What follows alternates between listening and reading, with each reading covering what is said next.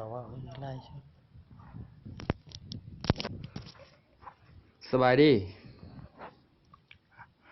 พ่อแม่พี่น้อง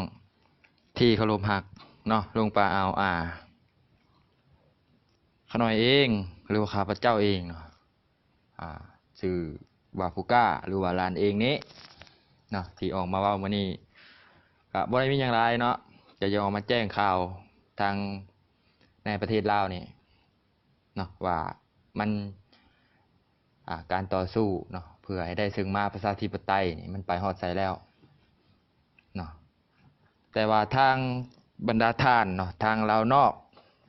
หรือว่าทางลาวในก็ยังมีคำตำหนิติเตียนกันอยู่เนาะก็บ่ฮู้ว่าจะว่าแนวใดเนาะขาน้อยก็เป็นผู้น้อยเนาะเป็นหนุ่มน้อยผู้หนึ่งที่ได้มาใช้ Facebook แห่งนี้ได้กระจายเสียงเนาะให้รับรู้ทั่วหน้าว่าพวกเฮานี่เนาะหนุ่มสาวที่ออกมาเว้าใน Facebook แห่งนี้เนาะคือมีความเป็นห่วงต่อประเทศชาติบ้านเมืองหลายแต่ทางเฮานี่ก็ได้ออกมาค้นคว้าหาผู้หลักผู้ใหญ่เนาะเพื่อเป็นไม่หรือว่ารักษาไม่แก่นให้อิงหรือว่าให้พิงแต่ว่าก็ว่างเปล่าบ่มีความหมายเนาะถามว่าถ้าจะเอาประเทศชาติคืนเนาะจะเอาประชาธิปไตยยังให้ประชาธิปไตยเกิดในลาวเนาะถามว่ามันง่ายบ่มันก็ง่ายแล้วจะถามว่ามันยากบ่มันก็ยากเนาะเฮ็ดได้ล่ะถ้าอยากได้มันได้แต่หึงแล้วเนาะเฮาบ่เลยเป็นหยังข้าพเจ้าคือเว้าว่ามัน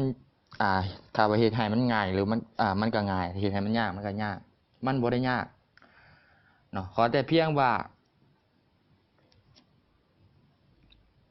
ความสามัคคีเท่านั้นแต่ทุกคนไป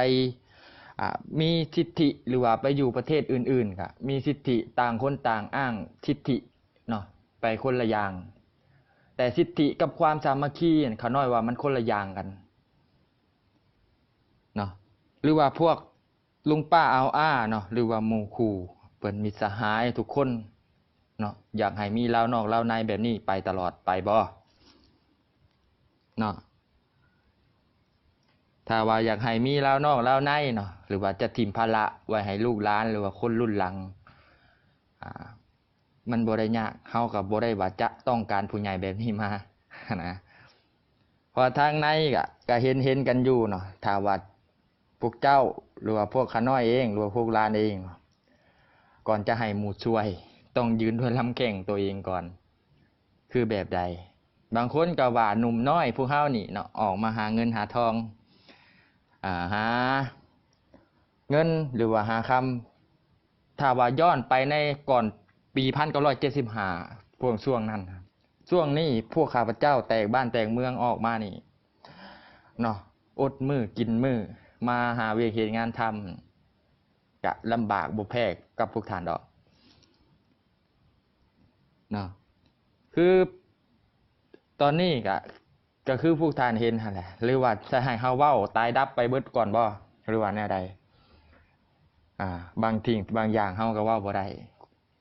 ที่เว้ามาเว้ามื้อนี้ก็ว่าพวกท่านหรือว่าบรรดาท่านอาจจะเข้าใจเนาะสภาพการแวดล้อมในบ้านเมืองของเฮาปัจจุบันนี้เป็นอะไรเนาะแต่ปัจจุบันนี้ก็มีเหตุการณ์น้ำท่วมเนาะเฮ็ดนาก็ยากเฮ็ดนาก็ยากย้อนหยังทั้งที่ว่าฝนบ่ตกก็มีน้ำท่วมน้ำท่วมมาแล้วเนาะยากในการเฮ็ดผลผลิตเนาะเวลาเฮ็ดนานี่ถ้าว่าเฮ็ดนาแล้วเนาะช่วงเวลาใดมันโอกาสดีๆเนี่ยก็คือทุกท่านเห็นนั่นแหละเนาะเฮ็ดก็มีความสุขแต่มาน้ำตาตกตอนเก็บเกี่ยวเพราะหยังเพราะเมล็ดพันธุ์พืชหรือว่าเมล็ดพันธุ์ข้าวแต่ละอย่างเฮาต้องได้ไปแลกเงินไปใช้หนี้เขาเพราะต้องยืมเงินมาเฮ็ดนาต้องไปเปลี่ยนเอา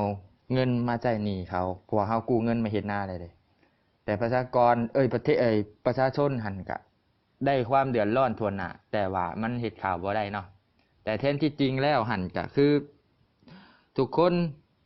หรือว่าทั้งผู้รักผู้ใหญ่หรือว่าหนุ่มน้อยเนาะที่ยังลงเรือความหักชาติอยู่หันเนาะก็ให้แนมมาเบิ่งแหน่เนาะหรือว่าจะสู่เอาบ่หรือว่าแนวใดหันนะเพราะทุกอย่างหันอย่าว่ามีแต่ว่าเป็นหยังเฮาคือเฮ็ดบ่ได้น่าสู่เขาบ่ได้ย้อนหยังทุกอย่างหันย้อนหูปากของเฮาเท่านั้นที่บอกว่าสู้เขาบ่ได้แท้ที่จริงแล้วการกระทำหรือว่าการลงมือนี่ยังบ่มีการลงมือมันหยังจักอย่างเลยการปฏิบัติภาคพื้นฐานยังบ่มีแต่ที่ข้าพเจ้าเห็นนี่เนาะก็คือเห็นออกมาเว้ามันก็ถูกต้องอยู่ดอกเนาะก็เห็นแต่นั่งพากันนั่งเต็งหำเว้าก็คือเฮาเห็นหั่นแหละอันนี้ก็บ่ได้ว่าเพิ่นแต่ว่าทุกอย่างก็คือมันก็ได้สำนั่นแหละเนาะ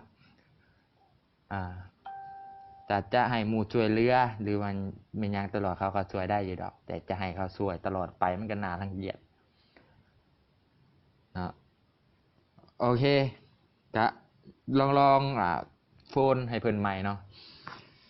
ก็ทุกท่านที่ได้ฟังคลิปนี้เนาะหรือว่าได้ฟังคลิปไลฟ์สดของเจ้าของ Facebook นี่เนาะเขาน้อยมีนามว่าฟูก้านะหนุ่มน้อยกะขอเวลามีเกียรติของผู้ทานหันเนาะเล็กๆน้อยๆหันซอยกดไลค์กดแชร์เนาะกด Subscribe หรือว่ากดติหูประฆังทาง YouTube คันว่าท่านเห็นขอบใจหลายๆสบายดี